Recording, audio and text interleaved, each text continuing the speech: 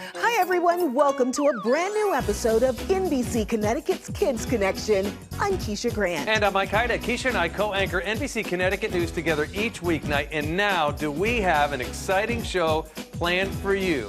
This time, our theme is Spring into Motion. We're going to learn all about airplanes and women in aviation and try out some cool hip-hop dance moves. Plus, how to play a fun sport called Pickleball. And my daughter Molly and I will show you the science behind motion pictures. So exciting. We have more surprises along the way for you, too. Let's get this show into motion. This is an NBC Connecticut Kids Connection special presentation, Spring into Motion, proudly brought to you by Aces.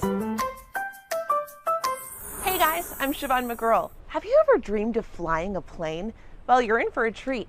We're going to the New England Air Museum to learn the inspirational stories of history-making pilots. Let's go.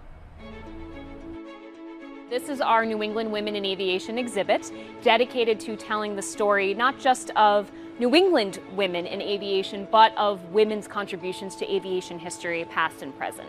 As you can see, our exhibit is separated into a couple of different eras. And in this section, the early pioneers section, this is where we're learning about the women who were the first to fly. Women like Mary Goodrich Jensen, who in 1928 became the first woman from Connecticut to ever earn a pilot's license. We also have women like Ruth Bancroft Law here of Massachusetts. She was the one flying biplanes made out of wood and cloth halfway across the country in the 19-teens. You have to remember, the first airplane flights were in 1903. So some of these women were flying less than 10 years after the airplane is actually flying. Girl power. Girl power indeed. So when we talk about women in aviation, they had lots of other jobs other than just pilot, right? Absolutely. When most people think about aviation jobs, everybody thinks of pilots. And pilots have a really important job, but there's so many other jobs that you can have in aviation that are just as important. And a great example of that in this golden age of aviation section of the exhibit is a woman named Adeline Gray. Now, she was from Connecticut. She also became the first person to test a nylon parachute during World War II. So because of that, we now have nylon parachutes today that we still use both in the military and for non-military pilots. Wow, she must have had so much courage. So this is an actual uniform that a woman pilot from Connecticut wore? Yes, so this is the uniform and flight jacket of a woman named Anne Griffin Glesser. Anne was a test pilot, so talk about bravery. This was a woman who took aircraft that had never been tested before, never been flown before in some cases, and they gave her the job of jumping into the cockpit and testing these brand new machines. So she had a really stressful and really dangerous, but I also think really exciting job. Amelia Earhart. She is perhaps the most famous female pilot to have ever lived. And she became famous in the 1920s when she became the first woman to fly solo or by herself in an airplane across the Atlantic Ocean. This plane kind of looks like the one that Amelia Earhart actually flew in. It does, and that's because it is the same type of aircraft that she was flying during her attempt to become the first woman to fly all the way around the world in 1937. Would you like to go in it? Yes. Let's do it. Watch your head. Wow, how cool. It's small. It is small. Amanda, this is what it would have felt like. To fly over the Atlantic Ocean. Yes, you are piloting command right now, sitting left seat in the Lockheed Electra, just like Amelia Earhart would have been. Wow. Through our amazing exhibits like New England Women in Aviation, everything we do is to not only preserve aviation history, but to give young girls, as well as young boys, opportunities to see themselves as the next generation of aviators. They could be the next astronaut that goes to the moon or the next pilot that flies all the way around the world. The sky is truly the limit. You could be sitting in a seat just like this. Absolutely. Let's take off.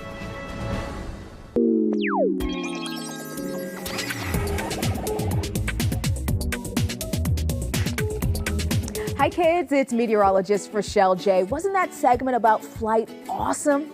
You know, one of the big concerns pilots have is bad weather, especially storms. And in springtime, Connecticut can see all sorts of weather, including snow, rain, and so much more. So let's learn a few things about storms and what we look out for.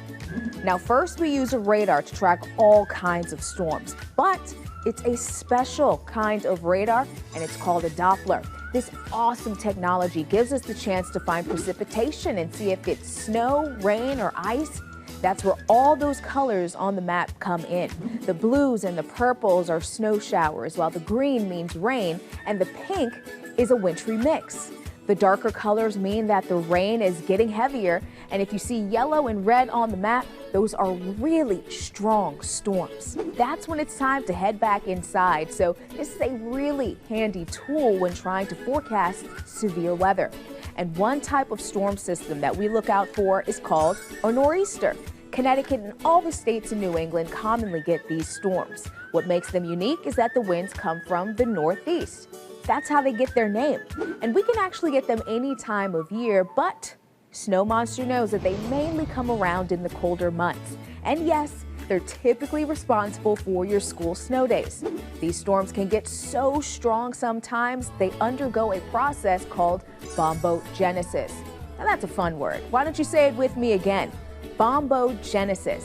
This wacky term really means that the storm is rapidly growing stronger, and these can sometimes also be called bomb cyclones and bring heavy rain or snow and messy blizzard-like conditions. All good for staying inside all day with a cup of hot chocolate. Well, kids, that's just a little bit about storms and what makes them so interesting. Keep being weather aware and safe no matter the season. One way to do that is to remind your parents to download the NBC Connecticut app and get the state's most accurate forecast anytime on the go. NBC Connecticut is celebrating women's history by sharing her story and building a better world through empowering leaders and uplifting voices in our communities. Did you know that NBC Connecticut had the first female weather forecaster in the state? Back in 1953, Connecticut's weather girl, Cavell Jobert, was a television trailblazer, gracing TV screens on her show, The Weather Vane, for 15 years. First of all, we give you an overall national picture of the weather, then here in New England and the Northeast, where it affects us, and of course, last but not least, our local and Connecticut forecasts. Since then, the NBC Connecticut weather team has featured many talented female meteorologists, including Kids Connection favorites like meteorologist Rochelle J. and former NBC Connecticut meteorologist Caitlin McGrath. And stay tuned to NBC Connecticut for more great stories celebrating women in our state. Coming up next, get ready to move and groove by learning some easy hip-hop dance steps with NBC and Telemundo Connecticut's Briseida Landaverde. Plus, CT Live's Taylor Kinsler tries taking a swing at pickleball when NBC Connecticut's Kids Connection returns. You're watching Kids Connection on NBC Connecticut. Spring into motion.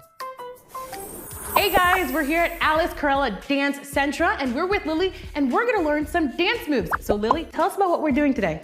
We are gonna do 2 8 counts of a simple hip hop routine that includes some basic top rock from breakdancing. All right, let's go.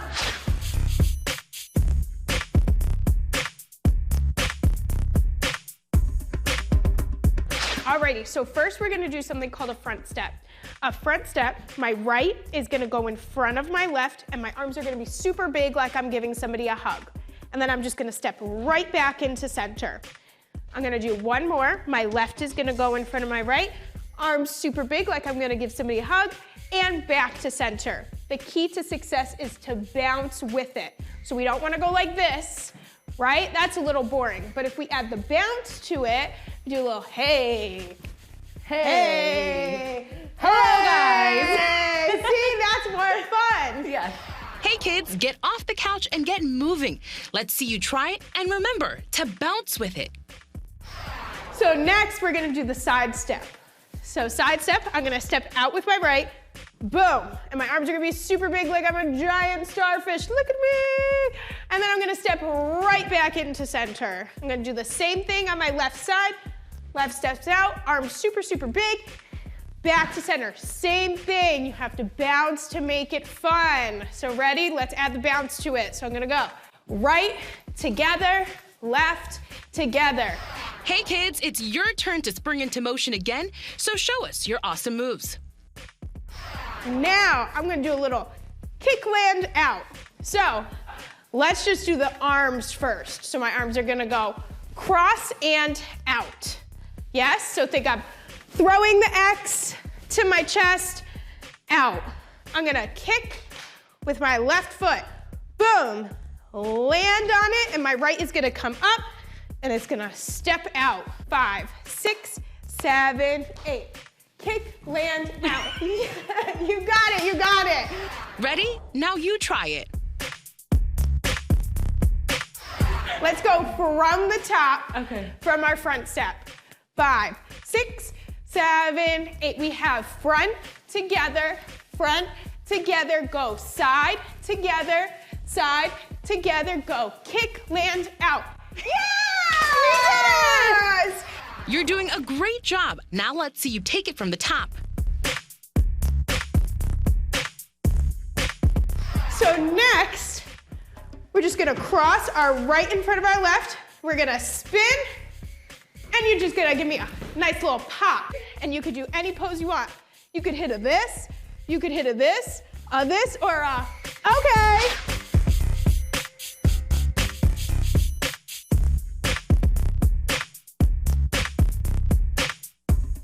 Okay, pose. Lily, I had so much fun. What tips do you have for families at home that want to try out these dance moves? I'm so happy you had fun. I would just say to continue to have fun. That's what hip hop is all about. It's about coming together, having fun, bend those knees. I want to see lots of bouncing, and keep your moves super, super big. Big, like a big hug. Yeah, like a big hug. And parents, if you want to share videos of your kids trying out these dance moves, scan the QR code on your screen and you might see that video on our social media. For more information on classes offered at Alice Corella Dance Centra, visit NBCConnecticut.com/kidsconnection. Hey kids, it's Taylor Kinsler from CT Live. So we have a fun one for you today. I'm gonna learn how to play pickleball with the help of my friend, Angelo. Hey kids, we're gonna learn about pickleball today, America's fastest growing sport at the Tennis and Fitness Center of Rocky Hill.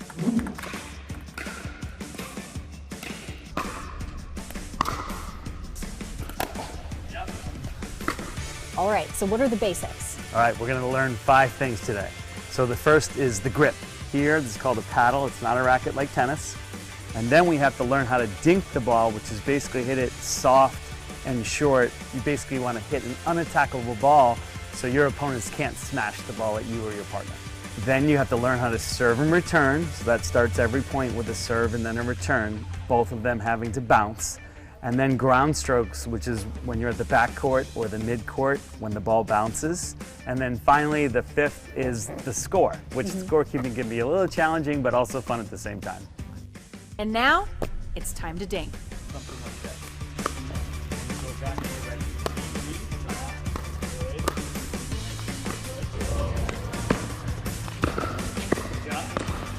Good. Yeah. Oh, that was good.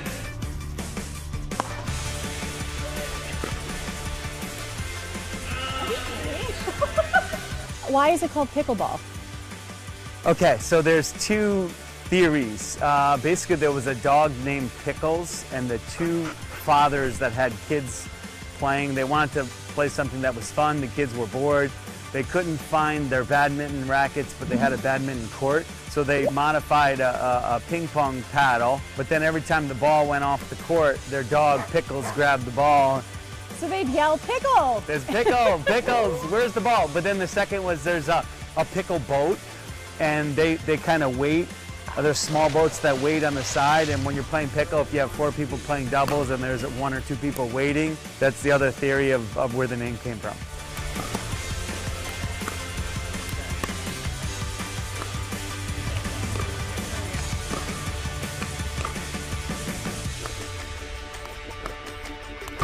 Good. Now I'm coming in. You should come up to the net and then get into your thinking. Get into your thinking, because I could smash that if I was going to be mean. The goal should be to have fun and learn. And as a byproduct of having fun and learning, you might win. The thing that I really liked about it, was very appealing, was that I could play with my children. It's a really interesting community bonding thing, a family bonding thing, because you can have all ages and levels play with and against each other and still have a competitive and fun game. Okay, I think I have a lot of work to do before I get to their level, but practicing is the fun part. Visit NBCConnecticut.com/KidsConnection to learn more about pickleball or to sign up for a lesson. Coming up next, NBC Connecticut's Mike Heideck and daughter Molly take you to a movie theater to check out how motion pictures are made when Kids Connection comes right back. You're watching Kids Connection on NBC Connecticut. Spring into motion. Hi, everybody. I'm Mike Heideck with my daughter Molly. We all watch movies, right? But did you know when movies were first invented, they were called motion pictures? To find out why, we're going to go see Peter McMorris at Hartford Cine Studio, the movie theater that he co-founded over 50 years ago. I think it still looks as good as it did 50 years ago. So, Peter, we're in a movie theater, so why are we looking at pictures on paper? This is how movies started. You see this picture? Mm-hmm. How can we make this picture move? There's two pictures. There is another picture. They're not moving, but if you look at them and you flip them, you create the illusion of movement. Oh, that's so cool. Neat, right? Two different pictures. Two different pictures, but your brain joins the two pictures together. That's really how this works. It's almost like it fills in the blank. It fills in the blank. Whoa. Here, you have 12 pictures. So whereas the person was standing up and sitting down, here we're going to make a bird fly. This is a zoetrope. If you take this, slip it down in the middle, spin it, and look through these spaces, we again will create the illusion of movement. What do you see? The eagle flying. Yeah, that is the illusion of movement. You can see the wings flapping up and down. It's like the individual pictures, all of that, it looks like there's a bunch of eagles doing the same thing at the same time. It almost looks like a flock. And now we'll see how this principle works with movies. Peter, this room is amazing. Where are we? This is the projection booth, Mike, and this is where the magic happens. And Molly, this is what film has looked like for 100 years. Whoa. So many pictures. Each individual picture is called a frame. When movies were invented in the late 1800s, hand-cranked cameras captured hundreds of still pictures on long plastic ribbons called film strips. When the movies were ready to show, the film strips were run through a projector so people could see them.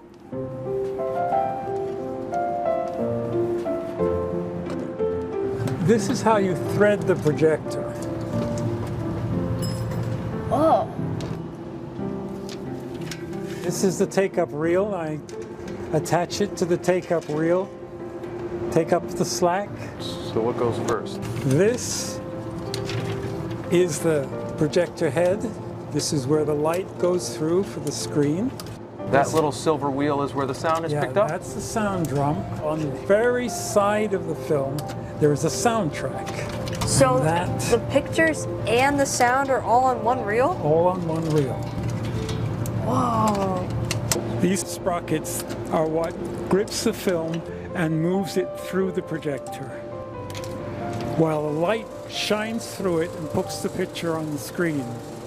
And when the projector is running and a show is on, these pictures flash by 24 frames per second. And it gives you the illusion of movement.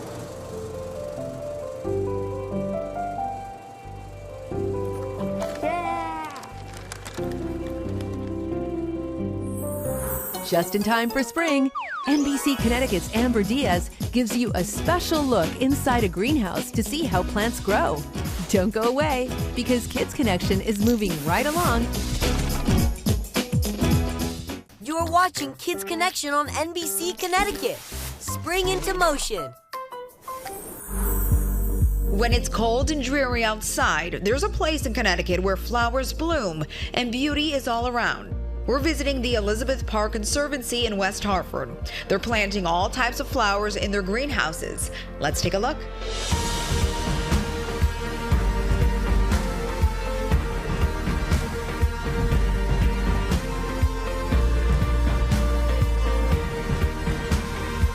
Hi kids, I'm Amber Diaz and I am at Elizabeth Park's Conservancy, and today I am planting some flowers with Wesley, and we are talking today about planting flowers. So take me through the process. How do we start?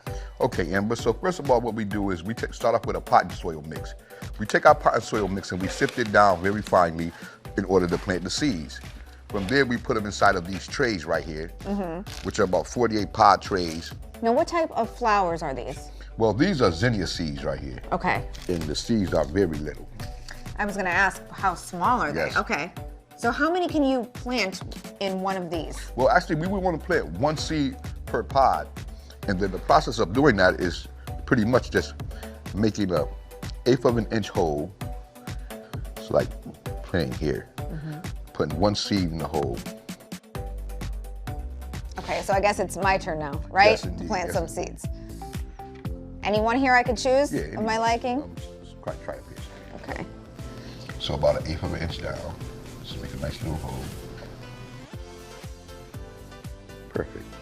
Now when should I see something sprout up? That all depends, right? Yep, it depends on the amount of time of the germination of the plant. After planting the seeds right here, I like to put this on top of them. And what this does is causes condensation. So it helps me not to have to water the plants as often. And this stays inside. This is not outside, or No. is it outside? After I plant the seeds inside of here, I will bring them over to the greenhouse. The greenhouse will be kept at a temperature of about 64, 65 degrees. Once your seeds are planted, make sure you give them the right amount of sun and water. Before long, your zinnias will be sprouting and growing into beautiful flowers. And here are some orange and pink zinnias from last year at the Elizabeth Park Gardens. Now for those interested in coming down to Elizabeth Park, it is open from sunrise to sunset 7 days a week, and it's free to the public. For more information about the park, go to NBCConnecticut.com/kidsconnection. We hope you enjoyed this episode of NBC Connecticut's Kids Connection, Spring into Motion. Everything you just saw can be found on our website, NBCConnecticut.com/kidsconnection, and on our YouTube channel. Plus, stream for free on Roku, Amazon Fire TV, or of course, the NBC Connecticut app. And we can't wait to see you next time for another fun episode of Kids Connection. Bye! Thanks for watching Kids Connection on NBC Connecticut. Proudly brought to you by ACES.